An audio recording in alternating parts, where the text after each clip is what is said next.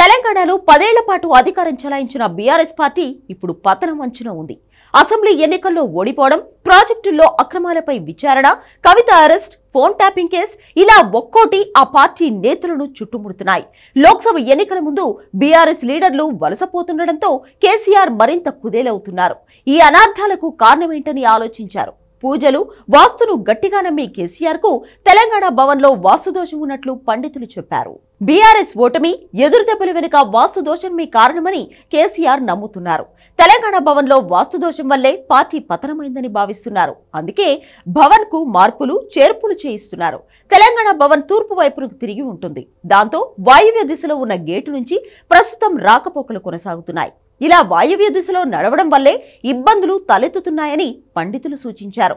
దాంతో భవన్ కి entry, exit గేట్లు మార్చాలని నిర్ణయించారు. ఇకపై ఈశాన్యం వైపు నుంచి రాకపోకలు సాగించాలని డిసైడ్ చేశారు. అందుకే అక్కడి గేటును రెడీ చేయిస్తున్నారు గులాబీ బాస్ కేసీఆర్.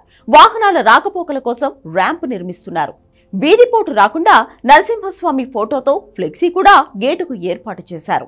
ఈశాన్యం వైపు గేటు మార్చడం వల్ల బంజారాహిల్స్ రోడ్ నంబర్ 12లో ట్రాఫిక్ సమస్య కూడా తీరుతుందని భావిస్తున్నారు పార్టీ నేతలు. గతంలో తెలంగాణ భవన్లోకి వెళ్లాలంటే వాయువ్య గేటు దగ్గర కొద్దిసేపు వెహికల్ నిలిపే ఛాన్స్ ఉండేది కాదు. ఇప్పుడు ఈశాన్యానికి మార్చడం వల్ల కొన్ని వెహికల్స్ గేటు ముందు నిలిపి ఉంచడానికి అవకాశం ఉంటుంది.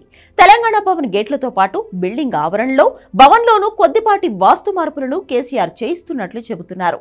వాస్తు మార్పులతో పార్టీకి మంచి రోజులు వస్తాయని బీఆర్ఎస్ శ్రేణులు ఆశపడుతున్నాయి.